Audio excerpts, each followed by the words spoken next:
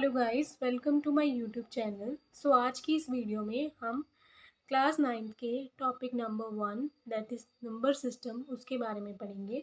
आज की इस वीडियो में हम ये जानेंगे नंबर सिस्टम क्या है, उसकी अलग अलग टाइप्स कौन कौन सी हैं और नंबर सिस्टम को नंबर लाइन पे रिप्रेजेंट कैसे करते हैं। और इसके साथ साथ हम एनसीईआरटी के और आर.डी. शर्मा के कुछ क्वेश्चंस भी सॉल्व करेंगे। So let's moving on to the video. So first question is what is number system. Number system क्या है? This is the foundation of mathematic and they include various types of numbers such as natural number, whole number, integer, rational number, etc. So number system basically mathematics की foundation है। जैसे कि हम घर बनाते हैं तो हमारे घर की जो नींव होती है वो हमारे घर का बेस होता है, वैसे ही नंबर सिस्टम मैथमेटिक्स का बेस है। नंबर सिस्टम में सभी तरह के नंबर जैसे कि whole number, natural number, rational number, irrational number, ये सब तरह के नंबर नंबर सिस्टम के अंदर आते हैं। नेक्स्ट नंबर सिस्टम की जो टाइप्स है उसके बारे में हम डिस्कस करेंगे। फर्स्ट टाइप होती है होल नंबर। होल नंबर क्या है? वो नंबर जो ज़ीरो से स्टार्ट हो उसको हम होल नंबर बोलते हैं। For example 0, 1, 2, 3, 4, 5, 6 and so on up to infinity, these are the whole numbers. Next second type जो है वो है नेचुरल नंबर। नेचुरल नंबर क्या है? जो नंबर 1 से स्टार्ट होंगे उनको हम नेचुरल नंबर की कैटेगरी में इंक्लूड करते हैं, जैसे कि 1, 2, 3, 4, 5, 6, 7 and so on to infinity. ये सब जो होते हैं वो नेचुरल नंबर होते हैं। नेक्स्ट हमारे पास थर्ड नंबर पे आते हैं इंटीजर्स। इंटीजर्स क्या है?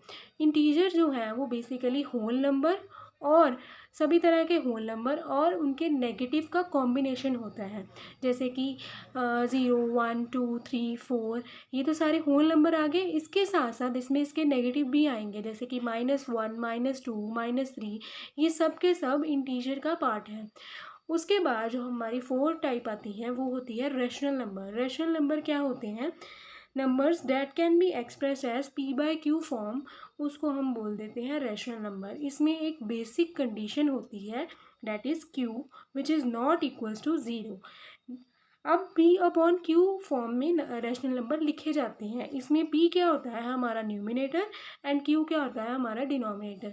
तो ये कंडीशन क्या कहती है कि जो हमारा डिनोमिनेटर है वो ज़ीरो के इक्वल नहीं होना चाहिए, क्योंकि अगर डिनोमिनेटर ज़ीरो के इक्वल होगा तो वो टर्म डिफाइन ही नहीं होगी, जैसे कि 1/0 विच is not defined, that is infinity. इसीलिए रैशनल नंबर की एक कंडीशन है कि q जो है या डिनोमिनेटर जो है वो ज़ीरो के इक्वल नहीं होना चाहिए। अब रैशनल नंबर की कुछ एग्जांपल हैं, जैसे 1/2, 2/3, -2/3। रैशनल नंबर में नेगेटिव नंबर भी आते हैं, -2/3, -5/6, ये क्या है? Rational number. अब उसके बाद आते हैं हमारे इरेशनल नंबर। जो नंबर रैशनल फॉर्म में एक्सप्रेस नहीं कर सकते, जैसे p/q फॉर्म में एक्सप्रेस नहीं कर सकते, उनको हम इरेशनल नंबर की कैटेगरी में इंक्लूड करते हैं, जैसे कि √2, √3, पाई, 0.7856, 89, 37 एंड सो ऑन। ये सब क्या है? इरेशनल नंबर है। इसके बाद हमारा नेक्स्ट कंसेप्ट क्या आता है? Real number and decimal expansion. Basically real number क्या है? रियल नंबर जो होते हैं वो सभी तरह के नंबर का कॉम्बिनेशन होगा, जैसे कि it include both rational, irrational, integer, natural number, whole number. इसमें जो है जितने भी तरह के नंबर्स हमने पढ़े हैं सब के सब रियल नंबर में आते हैं, जैसे 0, 1, -1, -2, 5, 7 एंड रैशनल नंबर भी थे 3/2, 5/7, √2, √3, ये सब के सब क्या है? Real number. अब उसके बाद हमारा नेक्स्ट कंसेप्ट आता है डेसिमल एक्सपेंशन। हम लोग जैसे कि हम जानते हैं कि डेसिमल फॉर्म क्या होती है, जैसे किसी नंबर को डेसिमल की फॉर्म में लिखना उसको हम बोलते हैं डेसिमल फॉर्म, जैसे 0.2376, ये क्या है? एक डेसिमल फॉर्म है। अब हम रियल नंबर को भी डेसिमल फॉर्म में लिख सकते हैं। अब जो हमारे डेसिमल एक्सपेंशन होती हैं वो दो तरह की होती है. First one is non terminating decimal expansion and second one is terminating decimal expansion. As the name suggest, non terminating decimal. Non terminating means वो ख़त्म नहीं होंगे, वो इन्फिनिटी तक चलते ही जाएंगे. सो डेफिनेशन ये है, these are the decimal that go on indefinitely. For example 0.32789531 and so on.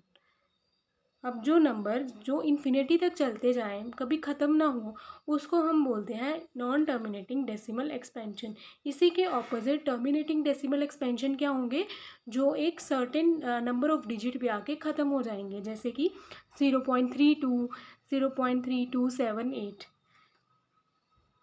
उसके बाद हमारा नेक्स्ट आता है नॉन टर्मिनेटिंग डेसिमल एक्सपेंशन. आगे दो टाइप्स में डिवाइड होता है. First one is non terminating repeating and second one is non terminating non repeating. अब जो हमने पीछे पढ़ा है कि नॉन टर्मिनेटिंग जो है वो इनडेफिनेटली चलते जाएंगे, वो कभी ख़त्म नहीं होंगे. अब हो सकता है वो नंबर रिपीटेड हो या फिर रिपीट ना हो रहे हों. अगर वो टर्म रिपीट हो रही है, वो डेसिमल नंबर्स रिपीट हो रहे हैं, तो वो नॉन टर्मिनेटिंग रिपीटिंग होंगे, अदरवाइज वो नॉन टर्मिनेटिंग नॉन रिपीटिंग होंगे. For example 0.3333 and so on. हो सकता है कि जो नंबर रिपीट हो रहा हो वो सेम नंबर रिपीट हो रहा हो, एक ही नंबर रिपीट हो रहा हो सकता है कि कोई दो नंबर भी रिपीट हो रहे हो, जैसे 0.373737 and so on. This is example of non terminating repeating decimal expansion. Now next, non terminating non repeating decimal expansion.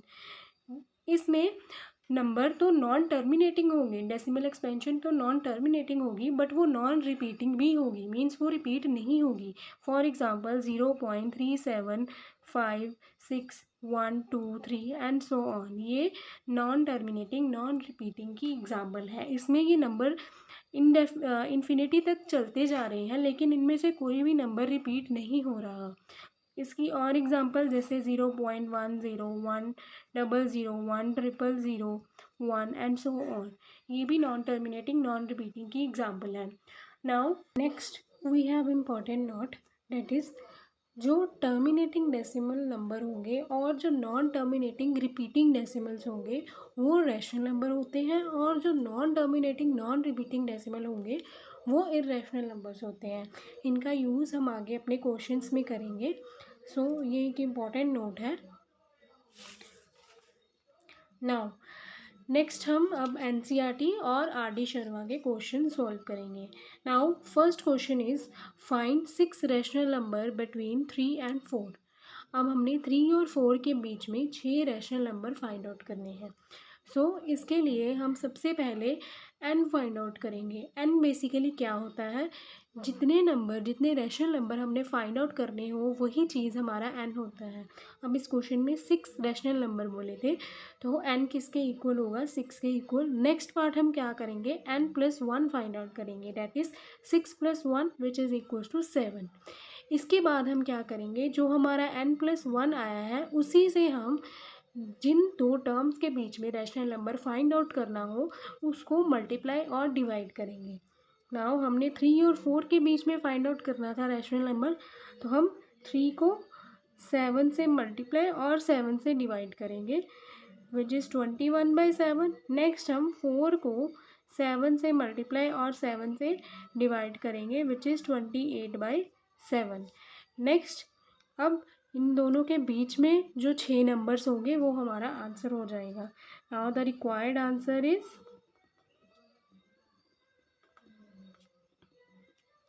22/7, 23/7, 24/7, 25/7, 26/7 and 27/7. अब इसमें मैंने 21 और 28 वाला इंक्लूड नहीं किया, क्योंकि उन्होंने इन दोनों के बिटवीन नंबर फाइंड आउट करने के लिए बोला था, इसीलिए 22 से लेके 27/7 तक हमारा रिक्वायर्ड आंसर होगा. इसके बाद हमारा नेक्स्ट क्वेश्चन है, is 0 a rational number, can we write it in the form p/q form. Question है कि क्या 0 एक रैशनल नंबर है, क्या हम इसको पी बाई क्यू फॉर्म में लिख सकते हैं? तो इसका आंसर है yes, 0 is a rational number. क्यों? क्योंकि ज़ीरो को मैं 0/1 या फिर 0/2 ऐसे फॉर्म में लिख सकती हूँ। इसका आंसर मुझे 0 ही मिलेगा। तो येस, 0 एक रैशनल नंबर है। Yes, 0 is a rational number. And next part उन्होंने बोला था कि can we write it in P by Q form? Yes, इसको हम पी बाई क्यू फॉर्म में लिख सकते हैं और इसकी एग्जाम्पल जो है वो ये है। नेक्स्ट हमारा थर्ड क्वेश्चन है, are the following statement are true और फॉल्स? क्या ये स्टेटमेंट सही है या गलत, ये बताना है। फर्स्ट पार्ट है, every integer is a whole number. क्या हर एक इंटीजर होल नंबर होता है? सो इंटीजर क्या था जिसमें होल नंबर और उसके नेगेटिव दोनों पार्ट्स इंक्लूड हों, तो उन्होंने बोला है हर एक इंटीजर होल नंबर है। तो इसका आंसर फॉल्स होगा, क्योंकि होल नंबर सिर्फ और सिर्फ पॉजिटिव नंबर्स होंगे, इसलिए उसके नेगेटिव पार्ट्स इंक्लूड नहीं होंगे। तो इसीलिए इसका आंसर होगा फॉल्स। बिकॉज रीज़न क्या है? क्योंकि इसमें जो नेगेटिव जो उसके काउंटर पार्ट्स आ रहे हैं नेगेटिव, वो वाले इंक्लूड नहीं है, not include. Now next part है, every rational number is an integer. कहते हर एक रैशनल नंबर इंटीजर होता है। अब इंटीजर में जैसे कि मैंने डेफिनेशन बोला कि होल नंबर और उसका नेगेटिव इंक्लूड होगा, बट रैशनल नंबर जो है वो पी बाई क्यू फॉर्म होती है और इंटीजर में सिर्फ होल नंबर और उसका नेगेटिव इंक्लूड होगा। सो हर एक रैशनल नंबर इंटीजर नहीं होगा। वो क्यों? जैसे कि अगर मैं कोई एग्जांपल ले लूँ 1/2 which is a rational number, P by Q form है और डिनोमिनेटर नॉट इक्वल्स टू 0 है, बट ये इंटीजर नहीं है, इंटीजर में फ्रैक्शन नंबर इंक्लूडेड नहीं होते। सो इसीलिए इसका आंसर हुआ फॉल्स। नाउ नेक्स्ट क्वेश्चन है, express each of the following decimal in the form p by q. अब हमने इस जो भी ये जो डेसिमल नंबर है इसको पी बाई क्यू फॉर्म में एक्सप्रेस करना है। सो फर्स्ट क्वेश्चन है 7.010, इसको हम डेसिमल फॉर्म में एक्सप्रेस करेंगे। सो जब पॉइंट हटेगा तो उसका 1 नीचे और पॉइंट के बाद जितने भी डिजिट होंगे उतने हम 0 लगा देंगे। तो पॉइंट के बाद 3 डिजिट है तो इसका मतलब 3 zeros. So this is the required answer, क्योंकि उन्होंने जस्ट यही बोला था पी बाई क्यू फॉर्म में लिखना है। सो ये पी बाई क्यू फॉर्म में एक्सप्रेस हो गया। नेक्स्ट है 0.39, इसकी पी बाई क्यू फॉर्म क्या होगी? 100, 39/100 which is the required answer. So next question है question number 5, express each of the following decimal in the form p by q. अब इसमें भी उन्होंने डेसिमल नंबर को पी बाई क्यू फॉर्म में ही एक्सप्रेस करने के लिए बोला है, लेकिन पिछले क्वेश्चन और इस क्वेश्चन में क्या फ़र्क है? पिछला जो क्वेश्चन था वो टर्मिनेटिंग डेसिमल की टाइप था, लेकिन अब ये क्या है? नॉन टर्मिनेटिंग डेसिमल की टाइप है। क्वेश्चन है 0.54 बार का मतलब होता है कि रिपीटिंग टर्म्स।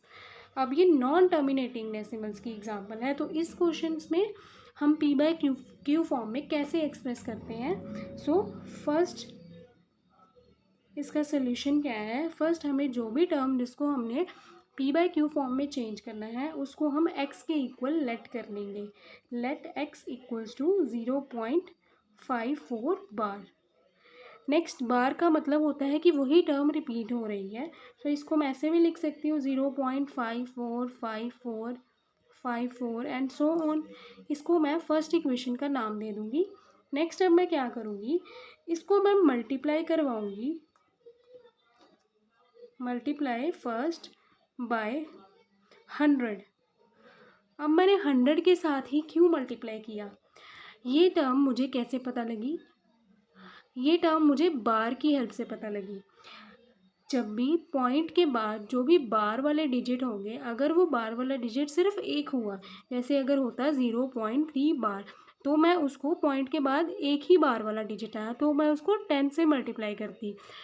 लेकिन इस क्वेश्चन में पॉइंट के बाद 2 बार वाले डिजिट थे, 2 टर्म्स रिपीट हो रही थी, इसलिए मैंने 100 के साथ मल्टीप्लाई किया। अगर 3 टर्म्स होती तो मैं 1000 के साथ करती। सो नेक्स्ट हमने क्या किया, इसको मल्टीप्लाई करवाया फर्स्ट को 100 के साथ, both side on both side. So we get, जब मैंने x को 100 के साथ मल्टीप्लाई किया तो मुझे मिला 100x। जब मैंने इसको मल्टीप्लाई किया तो जब मैं पॉइंट वाले डिजिट को 100 के साथ मल्टीप्लाई करवा रही हूँ तो वो 2 डिजिट आगे की तरफ शिफ्ट हो जाएगा। तो 2 डिजिट आगे की तरफ 54 एंड सो ऑन। ये इस तरह का मुझे आंसर मिला। नेक्स्ट इसको मैं सेकेंड इक्वेशन का नाम दे दूँगी। अब नेक्स्ट मैं क्या करूँगी, फर्स्ट और सेकेंड को सब्ट्रैक्ट करवाऊँगी। Subtract second equation from first, we get 100x minus x और 54.54 and so on minus 0.5454. So 100 minus 1x we get 99x and 54.54 minus 0.5454 we get 54। क्योंकि ये जो पॉइंट के बाद के डिजिट हैं ये दोनों तरफ के सेम है तो वो सारे कट ही जाएंगे, तो सिर्फ हमारे पास 54 बचेगा। सो हमने इसको p/q फॉर्म में एक्सप्रेस करना था। सो आगे हम क्या करेंगे, x की वैल्यू, ये इधर मल्टीप्लाई है, दूसरी तरफ जाके divide, so 54/99 which is the required answer.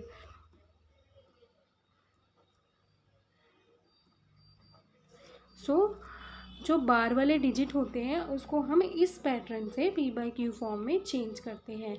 Next अब कुछ क्वेश्चंस हैं जो आपकी प्रैक्टिस के लिए हैं। सो जल्दी से इसका स्क्रीनशॉट ले लीजिए ताकि आप इसको प्रैक्टिस कर पाएँ। और अगर आपको इन क्वेश्चंस में डिफ़िकल्टी आती है सो मुझे कमेंट बॉक्स में कमेंट करके कह सकते हैं।